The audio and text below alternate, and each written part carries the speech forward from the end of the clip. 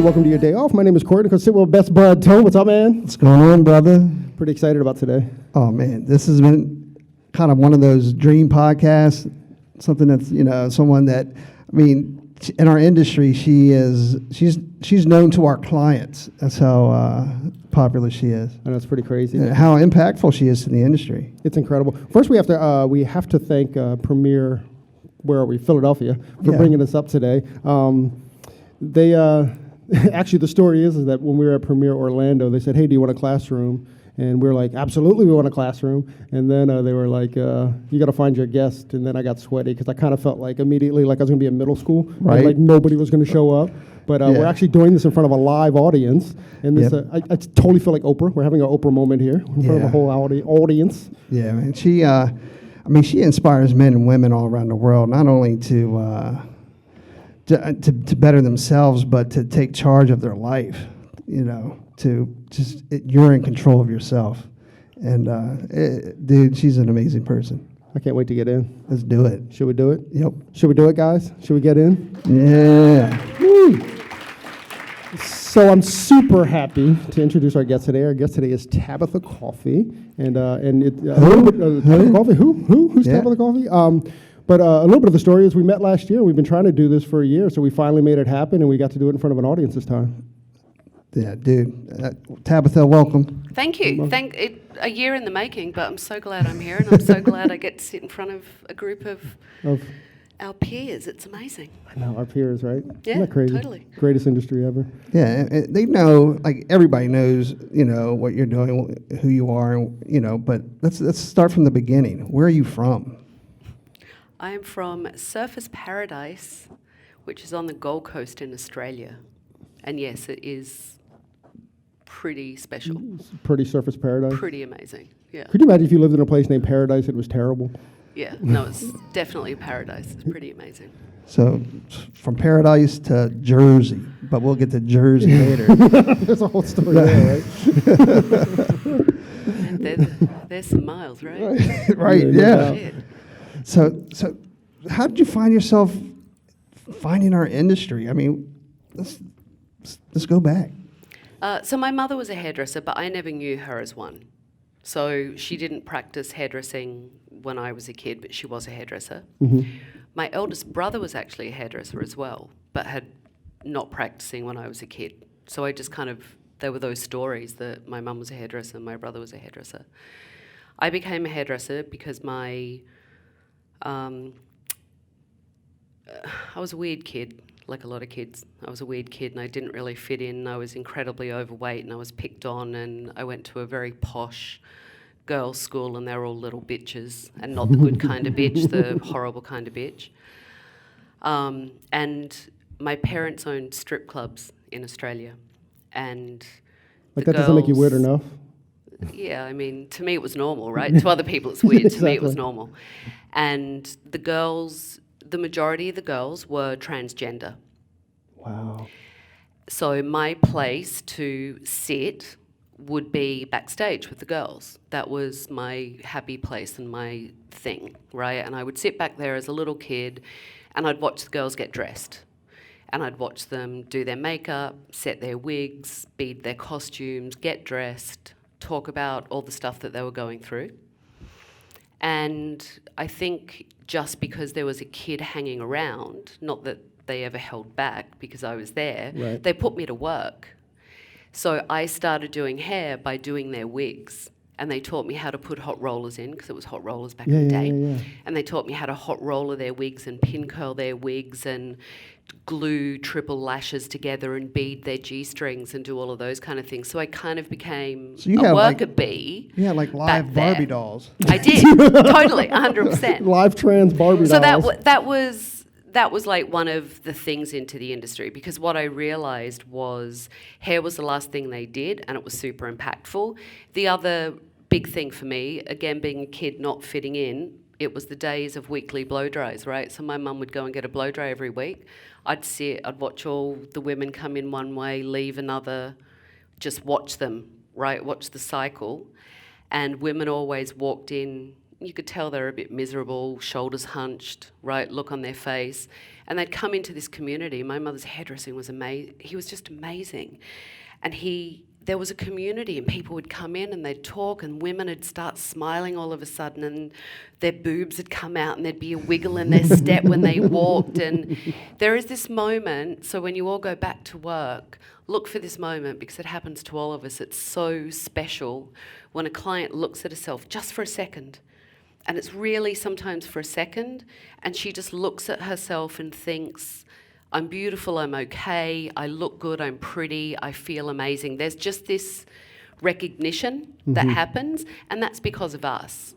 Yeah. And that was really powerful for me as a kid. So I wanted in. I thought hairdressers were rock stars, and I was like, man, I want in, yeah. I was like, I guess, like growing up, and you felt that you maybe didn't fit in, and you felt that kids were teasing you that you were a little bit overweight, but when you were there, you felt like you belonged. You know what I mean? And then seeing just the How many times have we heard that in the industry, though? Like people find the industry and then they found where they belong. Yeah. Yeah, we're kind of, and I mean this in the nicest possible way, we're a little bit, the majority of us are misfits. We're misfits, and I'm proud of that. So it's a badge for me, right? But we're misfits a little bit, and we don't quite fit in. We're not quite I think Robert Coleman says that, doesn't he? He goes, we're not the made for corporate life, and we're not made for certain lives, and we're creative, and we don't quite like rules, although we'll follow them if we have to, right? We have all of these things that we do, and I'm generalizing, I know. And this industry is so great for us because we can embrace all of those parts of us. We can be authentic and be ourselves and be true to who we are and be creatives and empower people and share our journeys and do all these amazing things. And it's pretty special. Yeah, no one's sitting at a desk doing that, right? No one I know. Yeah, right. for sure. And you found it a lot earlier than most of us. I mean, you were Yeah, I was a young little baby. girl. Yeah, that's pretty incredible. Yeah, I started when I was 14. 14 years old, I started my You started in the apprenticeship. salon at 14?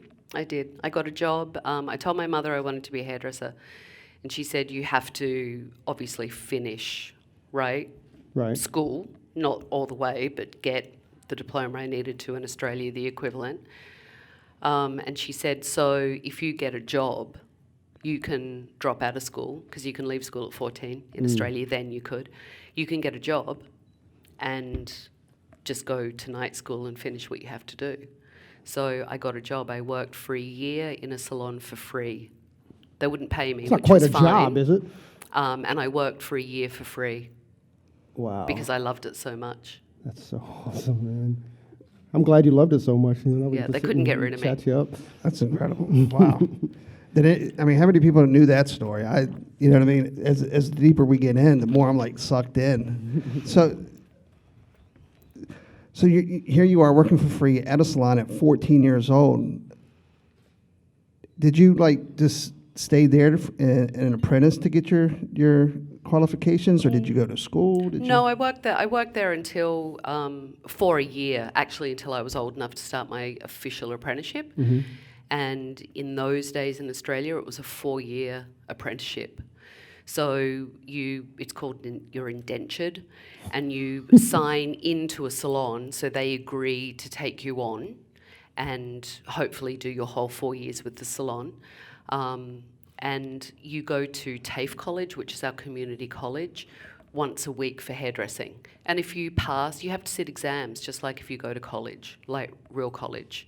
So you do work in the salon, but you go to TAFE and do technical science. We did some anatomy, some psychology, business, and worked on clients. And then every year you would have to sit your exams, and if you failed, you got to sit again, but if you failed twice, you were out. They'd only give you a 2-fail rate. I clearly never failed. I passed with honours every time. Only because I'm a nerd, and I nerd out on that stuff, not because I'm so special, I'm just a nerd. So I actually left and started my apprenticeship. I worked at a really large chain salon in Australia first, and started my apprenticeship there. and left there a couple of years in, and actually just saw my old boss in June when I was in Australia for Hair Expo. Oh, wow. Yeah, we're still... How was that? That was cool, right? Yeah, we talk on social media, and she's an amazing woman, and I spoke at an event on the Gold Coast, and she came and sat in the audience, which was really cool. And That's so cool. Yeah. How long were you? How long before you left Australia? Like, what kind of? I finished my apprenticeship and I worked for a while, and I went to London. It's a very Australian thing. We kind of pack up and we travel. We're travellers, right? And we normally go for a year, 2 years, and then end up back at home. And I went to London to go to Vidal Sassoon to do an advanced cutting class. And I thought I was the shit.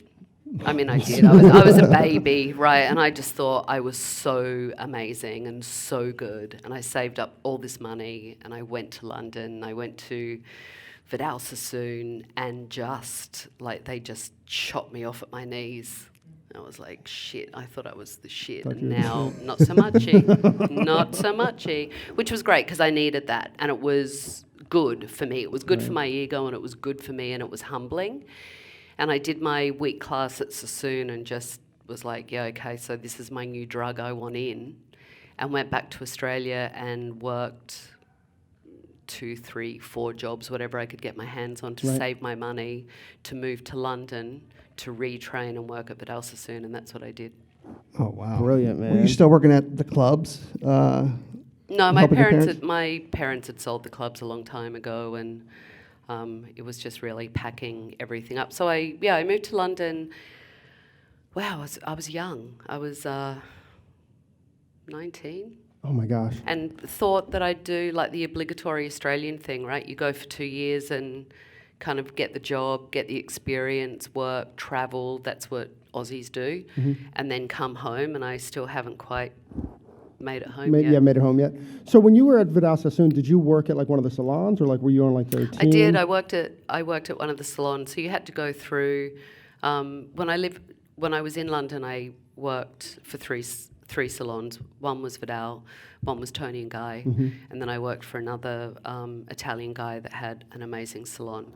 And you had to retrain, because even if you were trained and a qualified hairdresser, that was great, but you needed to go through the training class and retrain because you needed to learn the Sassoon way, right? Which totally understandable, and what I wanted and what was important to me. So it's going back through that training. You kind of have to go back to sweeping floors and shampooing hair and essentially doing the whole apprenticeship again that I'd just come out of, redoing the whole thing so I could do it their way. The Sassoon way. And then same thing actually when I went to Tony and Guy, had to learn and redo it their way as well, because they're similar but different method. You know, they're different methods, and they were very different at that time. Just quite different. I can't believe you kept picking up the broom, like starting over again and again. Like, Yeah, but that's sometimes, so again, I'm generalising, so we're in a live audience, don't throw things at me. I'll generalise. That's what's wrong with our industry sometimes. Right. That people aren't willing to pick up that broom. Like, you have to get off your ass. Sorry, I don't care who you are. I don't care if you're an owner, I don't care if you're a booth renter, I don't care who you are. You have to get off your ass, and you have to pick up the broom sometimes, and that means whether you're at a show and standing in a back room and you're in the weeds, do you need help? I've got 2 hands here, let me help you, right? Or if you're in a salon and, yeah, my workmate beside me is drowning in hair, pick up a broom and sweep. Or can I shampoo for you? Do you need help? I'm not doing anything right now. You have other people's back, right? And then hopefully in turn they have yours, and no one is above it. I've never asked my staff to do anything that I wouldn't do. I just want to point out that Tabatha called me a mate. Yeah, we worked for a company, PR Partners, a little while ago, and when we were apprentice starting out, that's what he preached, and he would actually come behind us and sweep, and he instilled a lot of that into a lot of his employees, is that everybody is on the same playing field, and just help each other, lift each other up, Because that's the only way you're really going to grow. You know what I mean? Because if one person's only growing and think he's above everybody, or she thinks she's above everybody, you know what I mean? It's just you leave everybody else behind, and it's not. Our success is all our success, Yeah. right? Like I don't look at it that, I'm successful, but you're not. Like that, we're successful. Right. Our success is all built on the backs of all of us, and the ones that came before us and the ones that will come after us. So it's a growth cycle. It expands out and expands out and expands out. So I just don't believe that anyone shouldn't get in and get their hands dirty, and the day they start to do that, or they think they're a bit too special because they stand on a stage or whatever it is, I don't care what it is, have 100 million thousand followers on social media, or as soon as you start to think you're a bit too special and you start to believe your press release, then you need to hang your scissors up and get out. So was Trevor Sorby or Vivian McKinder, were at Sassoon's when you were there? No, they were gone already. They were. Yeah, because I know that's where some of the stories that Vivian was saying sound Same very thing. similar. Yes, Yeah. well, because we're around. I might be a little younger, but not much, right, than Vivian. So we're around there. Trevor had already gone and opened, and was just opening his salon. Vivian was already gone, so we were all at that time frame. We all kind of came up at that time frame together. So our stories are all quite similar, just because we all came up together and our paths all crossed. Right. Through those times. Yeah, I was just wondering because they're great hairdressers as well, but it would have been kind of interesting to see that intertwining of through Sassoon's. Right. But I guess not. So how long were you in London? I was in London for 9 years. Oh, wow. Yeah. London's hard to believe, isn't it? It's like one of my It was favorite great. cities, right? It was a good time. It was a really good time. How'd you get to the U.S.? Was it after that? Yeah, it was. It was a good time to get out of London. The economy tanked and it was getting a little crazy financially over there. And people over there, when they need to save their money, they really save their money. They're not like here. They really, you save it and you splurge because you go to the pub on the weekend and have a drink and a curry or something. So it was getting a little crazy politically and financially, and it was kind of time. It felt time for a change. And my mother actually moved to the US. She remarried and moved to the US. So it was a door in. It was a step in to the US. And I actually thought it was a good circle home. So I thought, I'll go from London, come to the US, not been to America before, see what, this US thing is about. Did you have and then I desires can to come travel here? over. Did you have desires to come here, or was it just like an opportunity that presented itself? To be honest, it was more of an opportunity that presented itself, not because I didn't want to come to America, because at that time, it's a different place now, right? And social media is one of the big things for that, which is why it's so incredible. In that time frame that I'm talking about is the time frame that we didn't have social media, we didn't have computers, we didn't have that interaction. So UK, London specifically, that was the mecca of hairdressing. That's where all the good shit was happening. Yeah. Right? It was the street fashion was really edgy and strong, and hair was really edgy and strong, and that's kind of where the hairdressers were coming from. Not to say there weren't great hairdressers here, but you didn't have access to them in the same way again because we didn't have social media. So really a lot of that street fashion and what I was into, because I was young, and punk and all of that was really happening in London. So I wanted to come to America. That's where it felt the pull for me creatively and the energy. Yeah. So like going to the city to the country. Right? Right.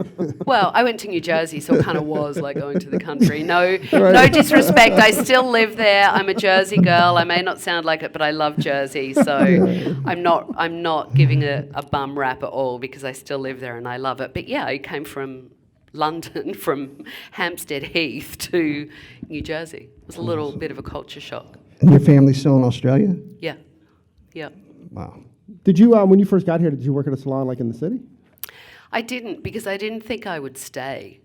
So I came to New Jersey. I came at Christmas, right before Christmas, and I went to New York.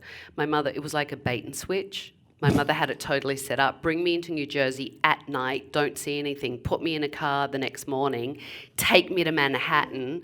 I mean, it was Manhattan. I stayed at the Plaza Hotel. Come on. It was like a movie. Right. Right? So it was like, oh, pretty lights. Oh, my God, it's snowing and it's cold. Right? It was like it was like a movie. I went to Tavern on the Green, I think, for like Christmas lunch. No. And then she put me in a car and she took me back to New Jersey. I was like, wah, wah. Wah, wah, wah. Wah, wah. So I didn't work in the city because I didn't think I would stay. And I didn't have a car. I had nothing. I had no car, had a couple of suitcases, didn't really have a lot of money, wasn't planning on staying. Right.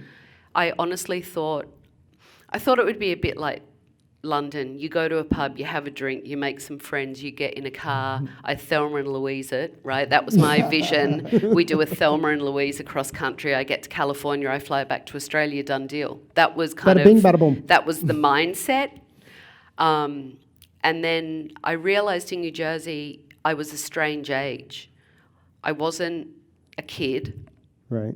and I wasn't quite a grown-up. I wasn't like the married with the 2.5 kids and the white picket fence. I was in that weird in-between, and no one else really was. Everyone was either married or teenagers. So I went to work to make friends because I couldn't make any friends. So I got a job at a salon, and it was a way that I could make friends. And here I am 20-something years later, so it was kismet. So you made a lot of Right, friends. it was meant to be. So how did you get on Sheer Genius? Oh, that was easy. I went. There was a casting that came through, and it was actually from an agency. I mean, there were a couple that went out, but this one was from one of the agencies that we used models for hair shows. Sent out saying reality show. We didn't really know what reality shows were. Again, I'm a dinosaur. There were no Kim Kardashians of the world then. There weren't all the reality shows, so it was still a new genre. Everyone was kind of feeling it out. Top Chef was the biggest thing, which I love because you could see and, right, I'm a foodie and experience it. So they actually had the casting in New York, and I was like, what the hell, I'll just go. But how did you get from like a salon in New Jersey to, what was the story to you said you were doing shows and stuff. So were you working for a brand at that point? Yeah, I worked for a manufacturer, and I've been an educator for a really long time. It's what I love to do. So I owned my own salon. I was an educator. The majority of my travel was Pacific Rim. So I spent most of my time in Asia, Australia, New Zealand, Europe, and then some in South America. But I didn't stop doing a lot in the US because I was a good traveller. So they sent me, you could pack me up and send me to Asia for 3 weeks by myself, and I'm totally self-sufficient. I didn't need anyone. I was good. Yeah, we're going to talk about the show a little bit because my wife and daughter was a big fan of the show. So, I mean, I know you came in fifth. Oh, I have no idea. Came in I fifth. mean, I kind of won, really. Right. Let's be You gotta win. Well, that's what I'm saying. So, I mean, you came in fifth, but at the end of the day, I mean, very few hairdressers are known in our clients' homes, right? Mm-hmm. Other than like Sassoon, Paul Mitchell, but there's a lot of our clients, they know Tabatha Coffey. And very few hairdressers can say that. And that show, it like my wife and daughter were addicted. They're like, oh my God, you know what I mean? So you became quite the celebrity, and over 3 million people a week, 36 countries, and still going, still plays. So you're traveling, doing these shows, you're working at a salon, and then all of a sudden you do this show. How did life change after that? Because now you're recognized by everybody. So the weird thing is it didn't. You know, it changed because, and I've talked about this in my books, and I've talked about it with my TED Talk. All of a sudden, people know who you are. People always knew who I've always been recognizable. It's not like I'm a wallflower. It's not like I'm hiding myself, right? So I was always kind of known on the circuit because I worked with hairdressers and travelled and did those things. And all my clients in town where my business was, everyone knew me because I'd been there for a long time and I had a great business and a great clientele, and everyone just knew who we were and who my staff were and who I was. And the difference was now I went to Nordstrom or I'd walk through the mall and people went, "Oh my God, you're that bitch on TV." Right? That was the difference. So all of a sudden it went from no recognition out in public to, and I mean not us, right? Not hairdresser people, to, "Oh my God, you're that bitch on TV." And that's what everyone said to me, "You're that bitch on TV," which is where I came up with my acronym for bitch. Because people, there's a million things you could say. You're that Australian, you're the hairdresser, right? There's a million things that you could say, but everyone chose to say bitch. And that's how I came up with my acronym of brave, intelligent, tenacious, creative, and honest. Pound it out. Because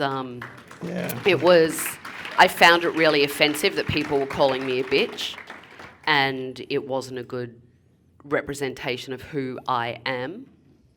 So I sat down and came up with my own acronym so that I could take the sting out of it.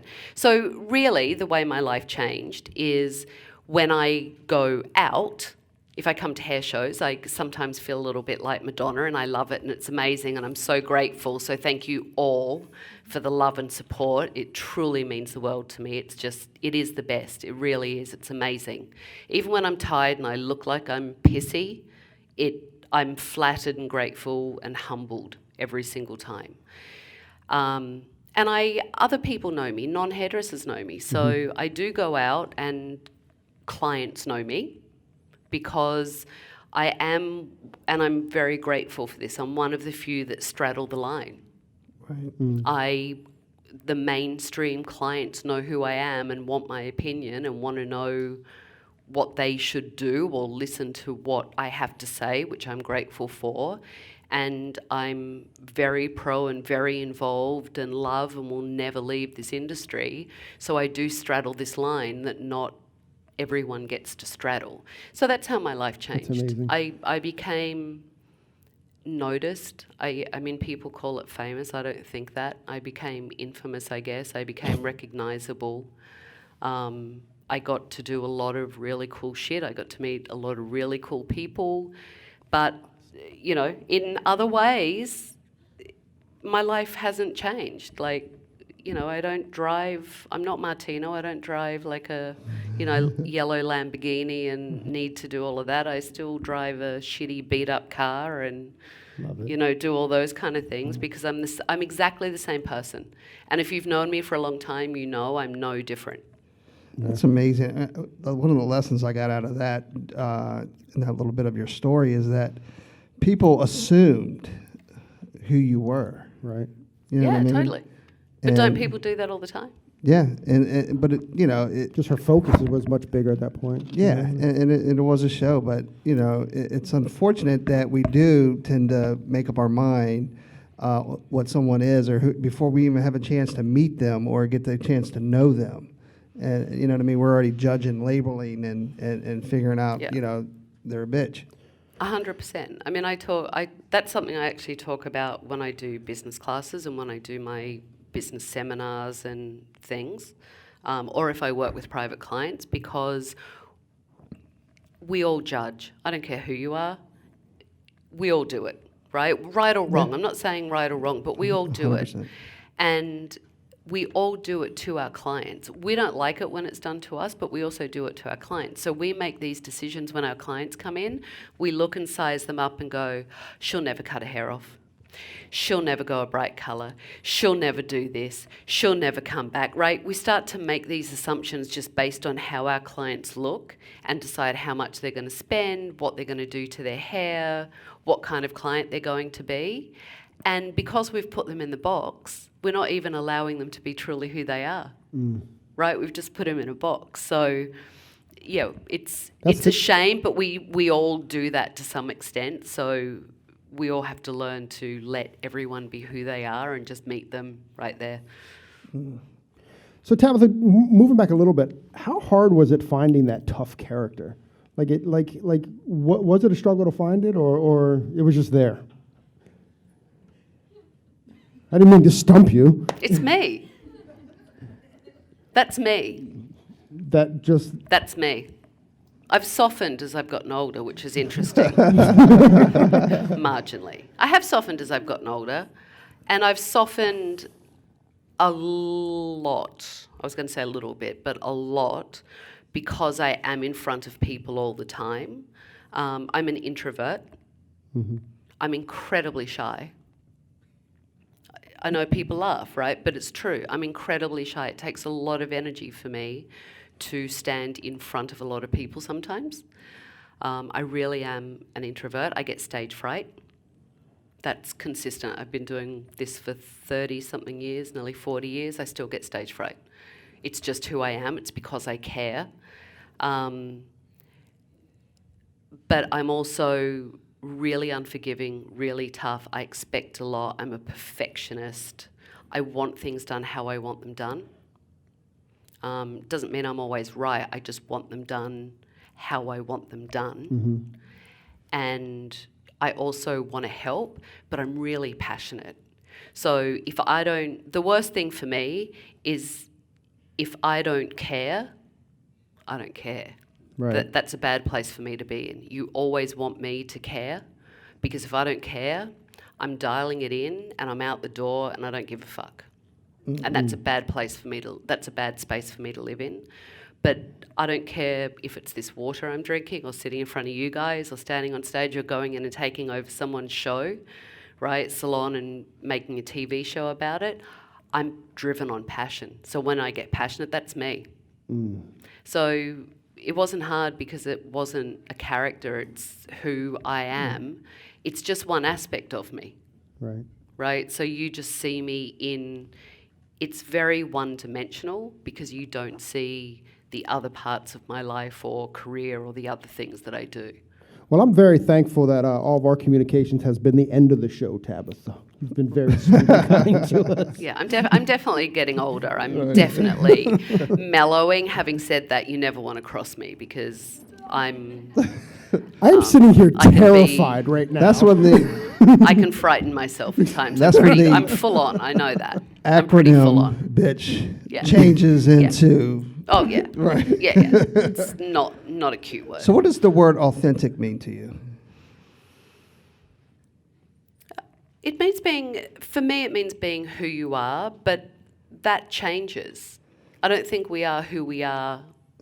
I think parts of us are who we are maybe all our life, but I also think we change given our circumstances, our age, what we're going through. Parts of us will change. So you may have a thread, right? I've always been passionate.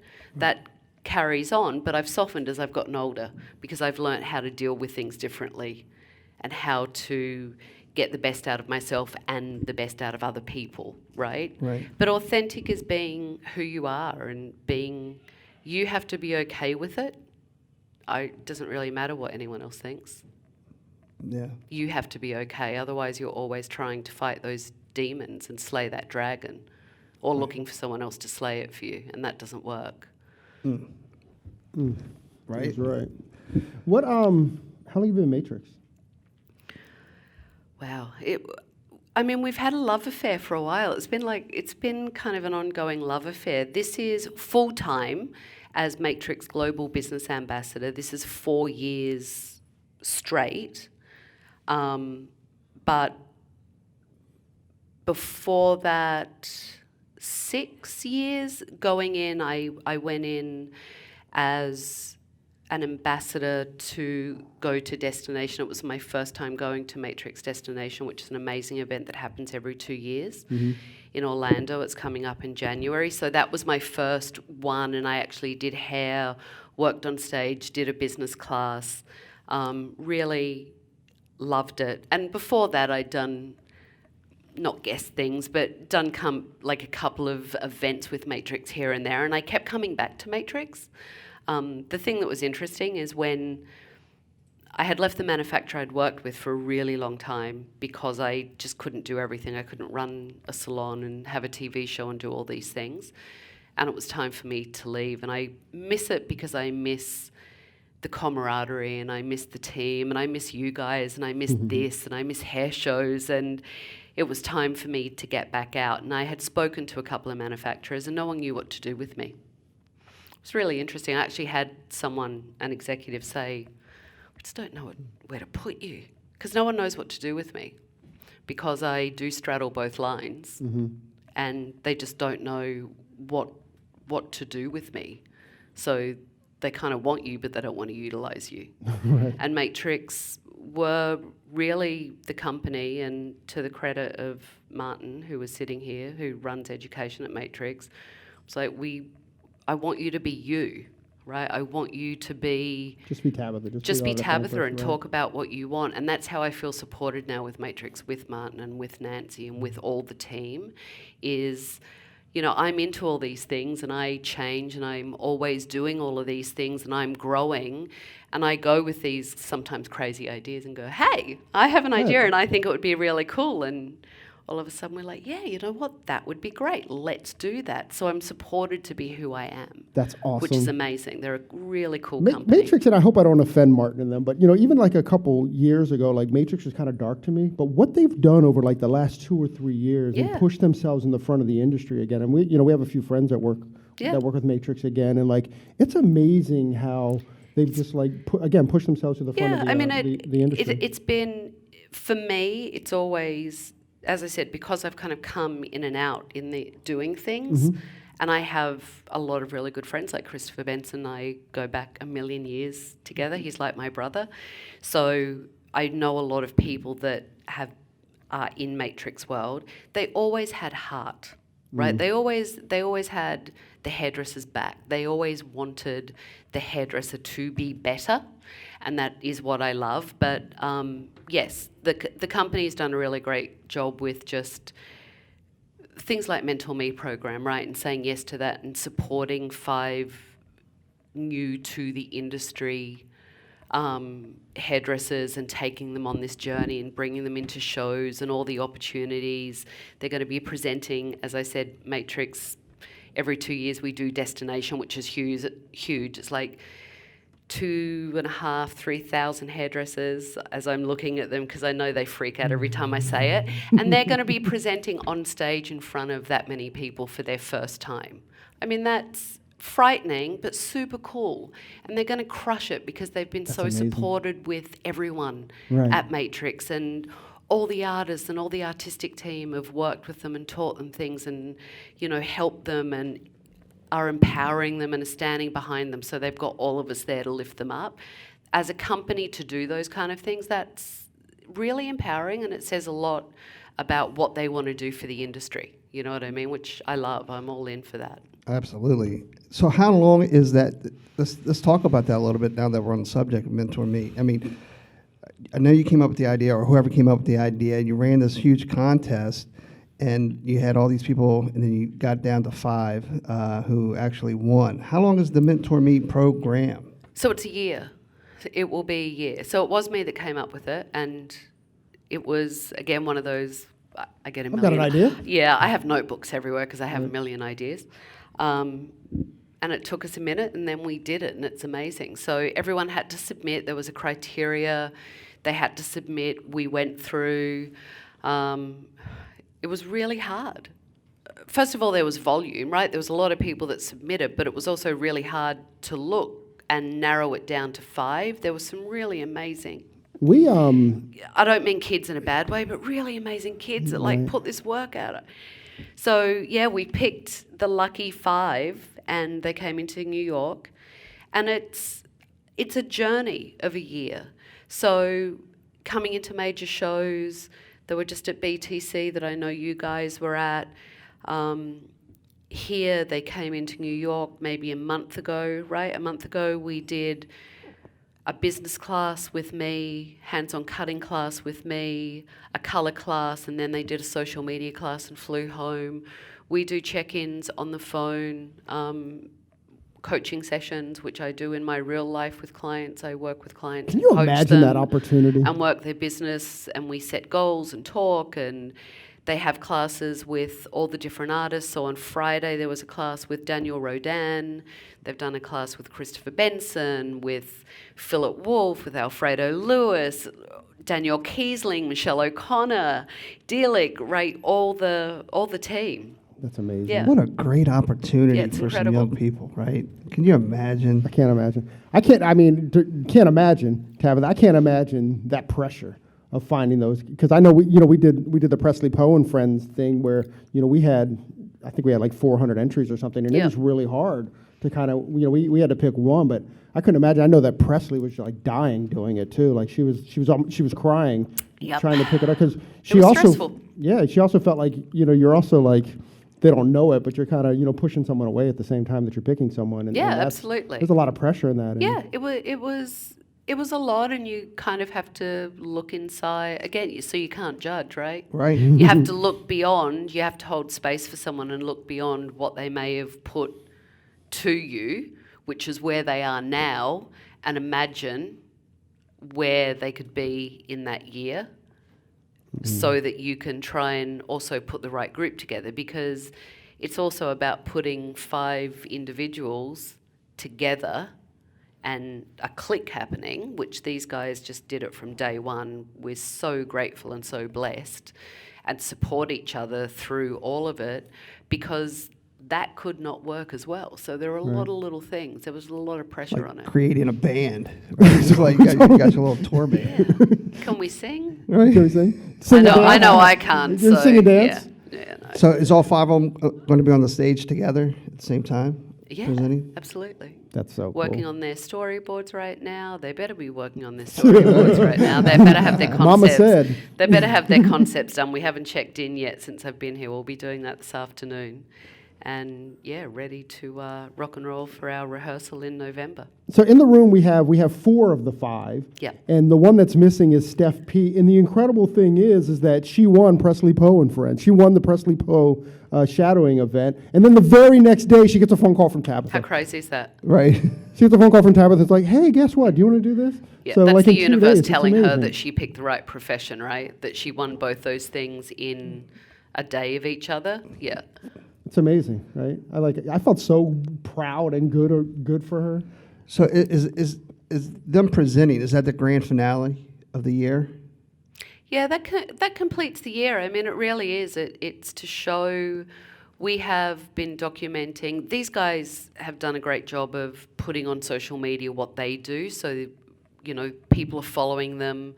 A lot of people that didn't get into Mentor Me are following them to see what they're doing and what the journey has Right. been like. And we have a YouTube channel, which is really cool. So we have It's little really cool. mini-series. Have you seen it? Yeah. The mini-series is really good. It's YouTube Matrix, right? It's the Matrix YouTube channel. You should check it out if you haven't seen it. It gives you backstory on the 5 and shows you where they've been going. But it's really, really cool, and we keep adding to it all the time. So yeah, Destination will be kind of their coming out party. They're presenting everything they've done and the growth that they've had to the attendees that are coming to Destination, and for a celebration of all the hard work that they've That's put so into cool. it, and for us to really celebrate them. For those who can't make it to Destination, will they be able to watch it on the YouTube Well, channel? what's wrong with them if they can't make it to Destination? Yeah, I mean, what right. the hell? There's like 20 Mondays or something until Destination. All right, that means no, you're going to get left out. If you don't make it, you don't get to watch it. Yeah, we totally no. It'll be on social media, and Yeah. we'll be posting, and it'll be all over social media. So absolutely. But if anyone can come, it's a fun Where couple is of it? days. Orlando, Florida. So perfect. January, and you get to mix and match your classes. So I just love that. You get to decide what you need, what you want to learn, awesome. and who you want to learn from, and kind of make your own little education forum. Hey, Martin, we need a press pass for that event in January. Is there a rumor that you have a new TV show coming? Is there? I don't know what you're talking about. I'll give you 100% confirmation, which I'm not going to. But yeah, I'm working on a couple of things, but I'm also working on things not in front of the camera, just things that I'm really very passionate about.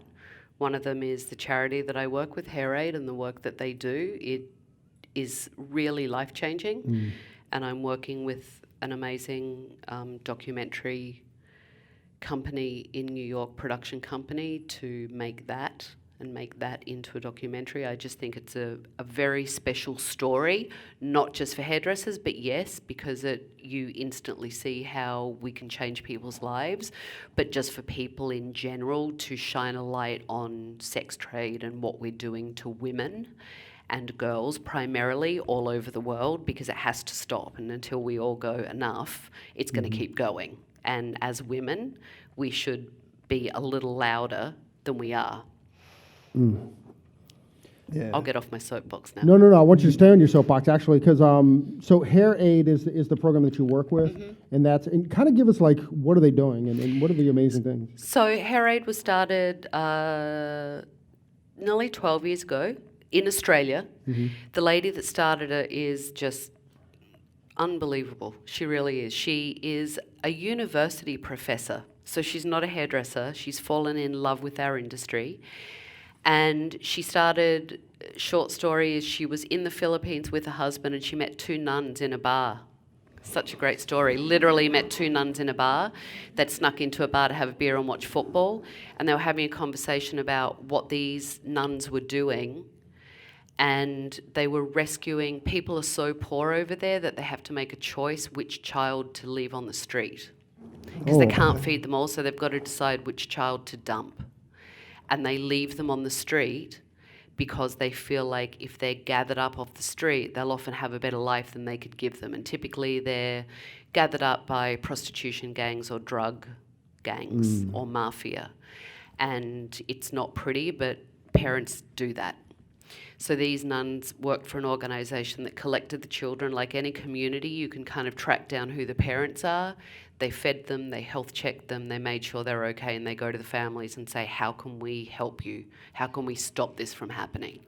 And it's about a micro business and teaching a skill. So the first thing that Selena, who's founded Hair Aid, did was go and teach sewing. Sewing, great, but not really translatable, because you need a sewing machine and there's all this stuff that you need. Electricity, most of these people have no electricity. They live on the streets. So hairdressing is the next best thing. People can actually make, and I've seen it with my own eyes, I go on projects all the time, it's extraordinary. People, by the time they're done 5 days, they learn 5 basic haircuts in 5 days. It's not making them a hairdresser, it's teaching them how to cut hair. There's no fashion to this. They can go on the street with the scissor kit that we give them after they go through their 5 days, and they can pop a squat on the street, which is what people do, and start doing haircuts in their community, and they can earn enough money to feed their family for the month, buy rice and buy everything they need, so that they don't need to sell their children. That's remarkable. Wow. Yeah. It's pretty amazing. So people who are listening to this podcast, obviously that story, it's, I can't imagine, Unbelievable. Yeah.